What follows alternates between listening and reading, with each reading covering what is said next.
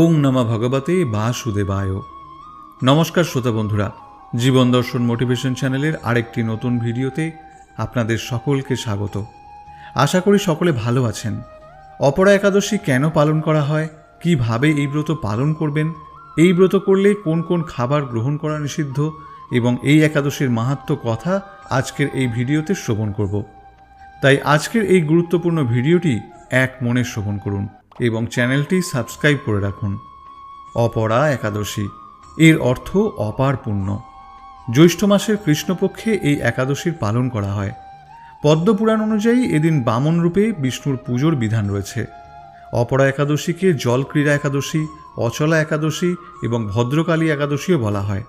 এই একাদশী বিষয়ে বলা হয়েছে যে ব্যক্তি অত্যন্ত মঙ্গলকারী এই একাদশী ব্রত পালন করবে তার পূর্বজন্মের ভয়ঙ্কর পাপের বিনাশ হবে। ভগবান শ্রীকৃষ্ণ বলেছেন, যে মনুষ্য নিজের পূর্ব ও বর্তমান পাপকর্ম নিয়ে চিন্তিত তাকে এই অপরা একাদশী নিয়ম ও শ্রদ্ধাপূর্বক অবশ্যই পালন করতে হবে। হরিভক্তি বিলাসে বলা হয়েছে, একাদশী ভৌতিক জগতে বাসকারী দুঃখী শরীর ও মনের রোগ দূর করার জন্য পরম ঔষধ। এই রকমই পরম কল্যাণকারী আর এক একাদশী তিথি আরও একবার আমাদের উদ্ধার করার জন্য আসতে চলেছে, যার নাম অপরা একাদশী। হিন্দু পঞ্চাঙ্গ অনুসারে এই বছর অর্থাৎ 2025 সালে অপরা একাদশী 23শে মে বাংলার 8ই জ্যৈষ্ঠ শুক্রবারে পড়েছে। একাদশী তিথি শুরু হচ্ছে 23শে মে শুক্রবার মধ্যরাত্রি 1:12 এবং শেষ হচ্ছে 23শে মে শুক্রবার রাত্রি 10:29। উদয় তিথি অনুসারে অপরা একাদশীর উপবাস পালন করতে হবে 23শে মে শুক্রবার, আর এই ব্রত পালন করতে হবে 24শে মে শনিবার সকাল 4:53 থেকে সকাল 9:20 মধ্যে। এই বছর অপরা একাদশীর দিনে আয়ুষ্মান যোগ এবং প্রীতি যোগের একটি শুভ সমন্বয় তৈরি হয়েছে। এর সঙ্গে সঙ্গে বুধ ও বৃষ রাশিতে গোচর এবং গমন করছে, যার কারণে বৃষ রাশিতে বুধাদিত্য রাজযোগ গঠিত হবে। এই সমস্ত যোগ ভগবান বিষ্ণু এবং মা লক্ষ্মীর অশেষ আশীর্বাদ বয়ে আনবে। সম্পদ ও সমৃদ্ধি বৃদ্ধি পাবে। এছাড়াও যেহেতু অপরা একাদশী শুক্রবার পড়েছে, তাই এটি দেবী লক্ষ্মীর বিশেষ আশীর্বাদ পাওয়ার একটি গুরুত্বপূর্ণ সুযোগ তৈরি করবে। একাদশীর পালন নির্ধারিত সময়ের মধ্যে করা অত্যন্ত গুরুত্বপূর্ণ। তা না করলে ব্যক্তির একাদশী ব্রত পালনের ফল নষ্ট হয়ে যায়। তাই নির্দিষ্ট সময়ের মধ্যেই এই একাদশীর ব্রত পালন অবশ্যই করে নিতে হবে। যারা ব্রত পালন করবেন তারা আগের দিন নিরামিষ আহার গ্রহণ করবেন, আর একাদশীর দিন ভোরবেলা উঠে ঘর পরিষ্কার পরিচ্ছন্ন করে স্নান সেরে ভগবান বিষ্ণুর পূজা অর্চনা করবেন। এদিন আপনাকে কঠোর উপবাস পালন করতে হবে। প্রকৃতপক্ষে ব্রত 3 প্রকার: উত্তম, মধ্যম এবং কনিষ্ঠ। উত্তম হলো যারা নির্জলা ব্রত করবে, এটিই সর্বোত্তম। কিন্তু শারীরিক সমস্যার জন্য সবাই নির্জলা উপবাস করতে পারে না। তবে সেক্ষেত্রে যে কোনো প্রকার ফল খেতে পারবেন, দুগ্ধ খেতে পারবেন। কিন্তু অনেকে আছেন যারা ভারী কাজকর্ম করেন, সেক্ষেত্রে আপনারা সবজি রান্না করে খেতে পারেন, যেমন মিষ্টি কুমড়ো, মিষ্টি আলু, ফুলকপি, কাঁচা কলা, পেঁপে ইত্যাদি। এছাড়াও কাঠবাদাম, কাজু বাদাম এগুলো সূর্যমুখী তেল, বাদাম তেল অথবা ঘি দিয়ে রান্না করে ভগবানকে ভোগ নিবেদন করে তারপর প্রসাদ হিসেবে গ্রহণ করবেন। কিন্তু ভুলক্রমেও সবজি রান্না করার সময় সরিষার তেল সংমিশ্রণ করবেন না। মনে রাখবেন, ব্রত করুন বা না করুন, একাদশীর দিন কিন্তু ভুল করেও পঞ্চরবি শস্য খাবেন না, আর সরিষার তেল তো কখনোই খাবেন না। এতে পাপ না করেও সকল পাপের ভাগিদার হতে হয়। কারণ শাস্ত্রে একটা কাহিনী পাওয়া যায় যে সৃষ্টির শুরুতে এই একাদশী ব্রত ছিল না, কোনো রকম কোনো নিয়মকানুন ছিল না, কোনো বেদ ছিল না। তাই যে যার মতো উচ্ছৃঙ্খলভাবে জীবনযাপন করত, যার ফলে মানুষ নরকে গিয়ে পাপকর্মের ফল ভোগ করত। ভগবান শ্রীবিষ্ণু একদিন যমলোকে নরক দর্শন করতে উপস্থিত হলেন। যমরাজের সঙ্গে সাক্ষাতের সময় তিনি ভয়ঙ্কর আর্তনাদ শুনতে পেলেন। যমরাজকে এর কারণ জিজ্ঞাসা করলে তিনি বললেন, প্রভু, দুঃখের কথা হলো পৃথিবীতে কোনো নিয়ম নিষ্ঠা নেই, তাই মানুষ উচ্ছৃঙ্খলভাবে জীবনযাপন করতে গিয়ে পাপ কর্ম করে, আর তাদের সেই পাপকর্মের ফলস্বরূপ আজকে তারা নরকের এই দুঃখ ভোগ করছে। তখন ভগবান শ্রীকৃষ্ণ সেই পাপীদের দর্শন করার জন্য যমরাজের সাথে সেখানে যাত্রা করলেন। সেখানে সেই পাপীদের হৃদয় বিদারক ক্রন্দন দেখে ভগবান সহ্য করতে পারলেন না। তিনি নিজের হৃদয় থেকে করুণা প্রকাশ করলেন এবং আবির্ভাব করলেন একাদশী দেবীর। এই একাদশী দেবী হলেন পরমা সুন্দরী এক স্ত্রী। তার পূর্ণ তেজে সেখানের সকল পাপীদের পাপ ভস্মীভূত হয়ে গেল। পাপ থেকে মুক্ত হয়ে তারা একাদশী দেবীর জয়গান করল এবং তৎক্ষণাৎ স্বর্গে গমন করল। তাই যে ব্যক্তি এই একাদশীর দিনে একান্ত ভক্তি শ্রদ্ধার সহিত আমার পুজো করবে, সেই ব্যক্তি সর্বপাপ থেকে মুক্ত হয়ে অন্তিমে বৈকুণ্ঠ লোকে গমন করবে। এরপর থেকে মূলত জগতে একাদশীর প্রচার শুরু হলো। এর ফলে মহাপাপীও একাদশী ব্রত পালন করে সর্বপাপ থেকে মুক্ত হয়ে বৈকুণ্ঠে গমন করতে লাগল। এদিকে পাপীদের শাস্তি দেওয়ার জন্য ভগবান পাপ পুরুষকে সৃষ্টি করেছেন। পাপীদের কাছে সেই পাপ পুরুষ আশ্রয় গ্রহণ করে, তাদের শাস্তি দেয়। একাদশী ব্রতের ফলে এই পাপ পুরুষ একাদশীর দিনে কোথাও আশ্রয় পাচ্ছেন না। স্বর্গ, মর্ত, পাতাল ত্রিভুবনেই একাদশীর পুণ্যের তেজে কোথাও পাপে খুঁজে পাচ্ছেন না। শেষ পর্যন্ত উপায় না পেয়ে পাপ পুরুষ ভগবান শ্রীকৃষ্ণের শরণাপন্ন হলেন এবং বললেন, প্রভু, আমাকে রক্ষা করুন। আপনি যে এই একাদশী ব্রত সৃষ্টি করেছেন, তার পুণ্যের প্রভাবে পৃথিবীতে আমি কোথাও আশ্রয় পাচ্ছি না। যেখানে পুণ্য থাকে সেখানে পাপ অবস্থান করতে পারে না। তাই প্রভু, আমাকে একটি নির্ভর স্থান দান করুন। সৃষ্টিকে রক্ষা করতে গেলে যেমন জন্ম প্রয়োজন, তেমনি মৃত্যুরও প্রয়োজন। পুণ্য থাকলে পাপকেও থাকতে হবে, না হলে সৃষ্টি বিপন্ন হবে। তাই আমাকে আপনি বাঁচিয়ে রাখুন। তখন ভগবান পরম পুরুষকে বললেন, তাহলে আজ থেকে তুমি একাদশীর দিনে পঞ্চশস্যের মধ্যে আশ্রয় গ্রহণ করো। যে ব্যক্তি একাদশীর দিনে পঞ্চ রবিশস্য গ্রহণ করবে, সেই ব্যক্তি পাপ না করেও সকল পাপের ভাগীদার হবে। এছাড়া একাদশীর দিনে কোনো প্রকার শাক, শিম, ঢেঁড়স, বেগুন ইত্যাদি খাওয়া উচিত নয়। এর ফলেও কিন্তু ব্রত ভঙ্গ হয়। এছাড়া কোনো প্রকার নেশা জাতীয় দ্রব্য গ্রহণ করা যাবে না।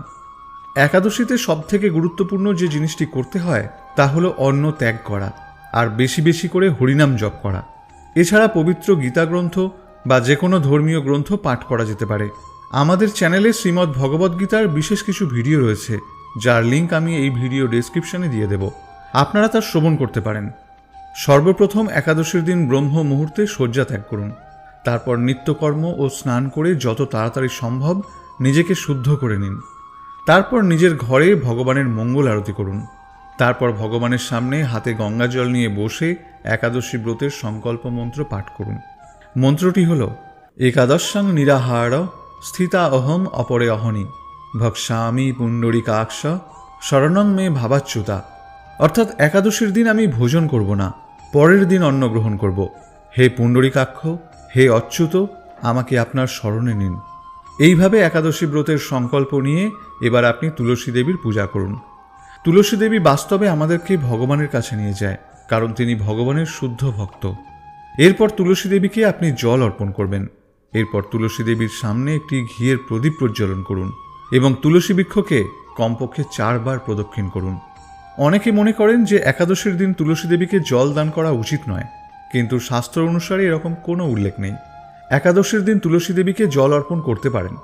এরপর তুলসী দেবীকে ভক্তি ভরে শ্রদ্ধা সহকারে প্রণাম করুন এবং এই মন্ত্রটি পাঠ করুন, ওং বৃন্দাওই তুলসী দেব্যই প্রিয়া ওই কেশবস্য চ কৃষ্ণ ভক্তি প্রদে দেবী সত্যবত্যই নমো নম।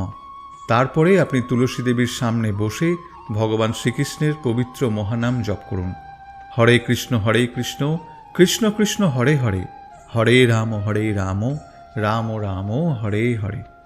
এই মহামন্ত্র যতটা পারবেন জপ করবেন। শ্রদ্ধা ছাড়া কোনো ধার্মিক কর্ম সফল হয় না। তাই একাদশীর দিন যতটা পারবেন বেশি বেশি করে এই মহামন্ত্র জপ করবেন। এই দিন আপনার নিকটবর্তী কোনো গোসেবা কেন্দ্রে গিয়ে গোমাতার জন্য দান করতে পারেন। এবার সন্ধে হওয়ার পরে তুলসী দেবীর সামনে ও ভগবান শ্রীকৃষ্ণের সামনে ঘিয়ের প্রদীপ প্রজ্বলন করুন। ভগবানের সামনে বসে কীর্তন করুন। পরের দিন দ্বাদশী তিথিতে প্রাতঃকালে উঠে স্নানাদি করে শুদ্ধ হয়ে হরে কৃষ্ণ মহামন্ত্র জপ করুন। নির্ধারিত সময়ের মধ্যে অর্থাৎ 24শে মে শনিবার সকাল 4:53 থেকে সকাল 9:20 মধ্যে একাদশীর পারণ মন্ত্র পাঠ করে নিন। মন্ত্রটি হল, অজ্ঞান তিমিরান্ধস্য ব্রতেনানেন কেশব প্রসীদ সুমুখ নাথ জ্ঞানদৃষ্টি প্রদো ভব। এরপর বাড়িতে অন্নভোগ ভগবানের সামনে দিয়ে তার ওপর তুলসীপত্র রেখে ভগবানকে নিবেদন করুন, আর সেটাই প্রসাদ হিসেবে গ্রহণ করুন। পারণ করার পূর্বে বাড়ির নিকটবর্তী মন্দিরে বা সুপাত্র ব্রাহ্মণ বা বৈষ্ণবকে নিজের সামর্থ্য অনুসারে কিছু দান করতে পারেন, কারণ সুযোগ্য ব্যক্তিকে দান করা প্রত্যেক ব্যক্তির মুখ্য কর্তব্য। দ্বাদশীর দিনে পারণ করার পূর্বে আপনি কোনো গোমাতা বা বাছুরকে খাবার খাওয়াতে পারেন বা গোশালায় দান করতে পারেন। এভাবেই একাদশী ব্রত পালন করে ভগবান গোবিন্দের বিশেষ কৃপা প্রাপ্ত করতে পারবেন। বন্ধুরা, বলা হয় যে ব্যক্তি এই দিন সম্পূর্ণ ভক্তি সহকারে ভগবান শ্রীহরির অপরা একাদশী ব্রত পালন করবে, তার সহস্র পূর্বজন্মের পাপ নষ্ট হয়ে পরম ভগবান শ্রীকৃষ্ণের বিশেষ কৃপা লাভ করতে পারবে। হিন্দুদের পবিত্র গ্রন্থ গীতায় শ্রীকৃষ্ণ বলেছেন যে খারাপ কাজ করলে তার শাস্তি অবশ্যই পেতে হবে, তবে অপরা একাদশী ভক্তি ভরে পালন করলে পাপ থেকে মুক্তি পাওয়া যায় বলে বিশ্বাস করা হয়। তবে একটা কথা মনে রাখতে হবে, যদি কোনো পাপ থেকে মুক্তি পাওয়ার জন্য আপনি অপরা একাদশী পালন করেন, তাহলে ওই পাপ আর জীবনে কখনো করা যাবে না। অপরা একাদশী পালন করার পরেও যদি আপনি ওই একই পাপ করেন, তাহলে পাপের বোঝা 100 গুণ বেড়ে যাবে। যেমন ব্রহ্ম হত্যা, ইচ্ছায় বা অনিচ্ছায় কোনো ব্রাহ্মণের মৃত্যুর কারণ হওয়া শাস্ত্রমতে ঘোরতর পাপ, তবে অপরা একাদশী পালন করলে এই পাপ থেকেও মুক্তি পাওয়া যায়। মিথ্যা কথা বলা, কাউকে মিথ্যা কথা বলে ভয় দেখানো অবশ্যই পাপ কাজ, এই পাপ থেকে মুক্তি পেতে অপরা একাদশী পালন করা যেতে পারে।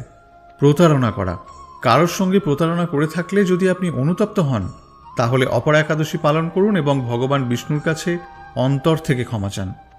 বিবাহ বহির্ভূত সম্পর্ক করা, বিবাহিত হয়েও অন্য কোনো নারী বা পুরুষের সঙ্গে সম্পর্ক রাখা শাস্ত্রমতে পাপ, এই পাপের জন্যেও ক্ষমা প্রার্থনা করতে অপরা একাদশী পালন করা যেতে পারে। মনে করা হয় অপরা একাদশী ব্রত করলে বিষ্ণু মনুষ্য জীবন থেকে সমস্ত দুঃখ ও সমস্যা দূর করে অপার পুণ্য প্রদান করেন। এই একাদশী পুণ্যদায়ক ও বড় বড় পাপ নাশ করে। অপরা একাদশীর ব্রতের প্রভাবে ব্রহ্মহত্যা, ভূতজনি, অন্যের নিন্দা, পরস্ত্রীগমন, মিথ্যা সাক্ষী, মিথ্যা ভাষণ, মিথ্যা শাস্ত্রপাঠ অথবা রচনা ইত্যাদি পাপ করলে তা নষ্ট হয়। মাঘ মাসে সূর্য যখন মকর রাশিতে বিরাজ করে, তখন প্রয়াগে স্নান করলে ব্যক্তি যে পুণ্য লাভ করে, কাশীতে শিবরাত্রি ব্রত করলে যে পুণ্য লাভ করা যায়, গয়ায় পিণ্ডদান করে পূর্বপুরুষদের তৃপ্তি প্রদানকারী ব্যক্তি যে পুণ্য অর্জন করে, বৃহস্পতির সিংহ রাশিতে বিরাজ করার ফলে গোদাবরীতে স্নান করে ব্যক্তি যে ফল লাভ করে, ঠিক এমনই অপরা একাদশী ব্রত পালন করেও ব্যক্তি এমনই ফল লাভ করতে পারে। এই একাদশীর দিনে উপবাস করে এবং মাহাত্ম্যের গুণাগুণ করলে সহস্র গোদানের ফল লাভ করা যায়। শুরু করছি অপরা একাদশীর ব্রত মাহাত্ম্য কথা। মহারাজ যুধিষ্ঠির শ্রীকৃষ্ণকে বললেন, হে কৃষ্ণ, জ্যৈষ্ঠ মাসের কৃষ্ণপক্ষিয়া একাদশীর নাম কি এবং তার মাহাত্ম্যই বা কি? আমি শুনতে ইচ্ছা করি, আপনি অনুগ্রহ করে তা বর্ণনা করুন। শ্রীকৃষ্ণ বললেন, হে মহারাজ, মানুষের মঙ্গলের জন্য আপনি খুব ভালো প্রশ্ন করেছেন। বহু পুণ্য প্রদানকারী, মহাপাপ বিনাশকারী এবং পুত্রদানকারী এই একাদশী অপরা একাদশী নামে খ্যাত। এই ব্রত পালনকারী ব্যক্তি জগতে প্রসিদ্ধি লাভ করে। ব্রহ্মহত্যা, গোহত্যা, ভ্রূণ হত্যা, পরনিন্দা, পরস্ত্রীগমন, মিথ্যা ভাষণ প্রভৃতি গুরুতর পাপ এই ব্রত পালনে নষ্ট হয়ে যায়। যারা মিথ্যা সাক্ষ্যদান করে, শাস্ত্রের মিথ্যা ব্যাখ্যা প্রদান করে, জ্যোতিষীদের মিথ্যা গণন ও মিথ্যা চিকিৎসায় রত থাকে, তারা সকলেই নরক যন্ত্রণা ভোগ করে। এই সমস্ত ব্যক্তিরাও যদি এই ব্রত পালন করে, তবে তারা সমস্ত পাপ থেকে মুক্ত হয়। ক্ষত্রিয় যদি স্বধর্ম ত্যাগ করে যুদ্ধক্ষেত্র থেকে পালিয়ে যায়, তবে সে ঘোরতর নরকগামী হয়। কিন্তু সেও যদি এই ব্রত পালন করে, তাহলে মুক্ত হয়ে স্বর্গগতি লাভ করে।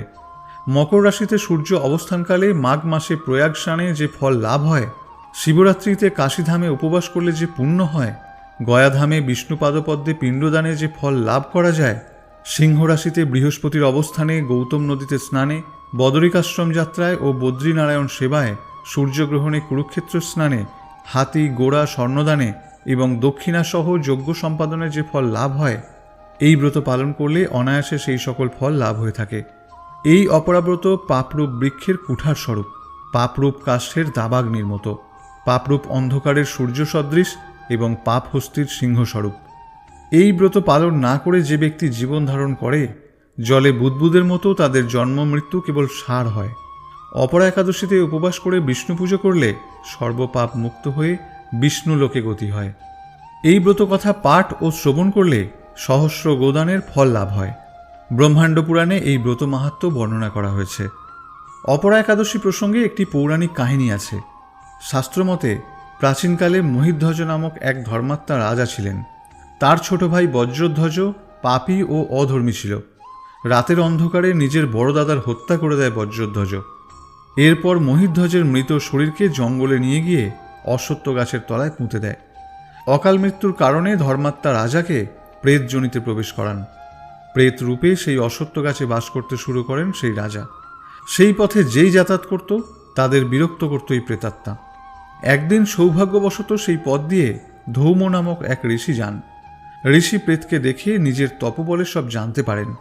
রাজাকে প্রেত যোনি থেকে মুক্তি দেওয়ার কথাও ভাবেন ওই ঋষি। তারপর প্রেতকে অশ্বত্থ গাছ থেকে নামিয়ে পরলোক বিদ্যার উপদেশ দেন। সংযোগবশত সেই সময় জ্যৈষ্ঠ মাসের একাদশী তিথি ছিল। ঋষি অপরা একাদশী ব্রত করেন। সেই উপবাসের ফলে প্রাপ্ত পুণ্য তিনি রাজাকে অর্পণ করেন। এই পুণ্যের প্রভাবে রাজা প্রেত যোনি থেকে মুক্ত হন এবং দিব্য দেহ ধারণ করে স্বর্গে গমন করেন। প্রিয় শ্রোতা বন্ধুরা, আশা করি ভিডিওটি আপনাদের সমৃদ্ধ করেছে। যদি ভিডিওটি দেখে আপনাদের ভালো লেগে থাকে তাহলে একটি লাইক করবেন ও অবশ্যই চ্যানেলটি সাবস্ক্রাইব করবেন এবং কমেন্টে লিখবেন জয় শ্রীকৃষ্ণ। পারলে আপনার প্রিয়জনের সাথেও ভিডিওটি শেয়ার করবেন। সকলে ভালো থাকবেন, সুস্থ থাকবেন। নমস্কার।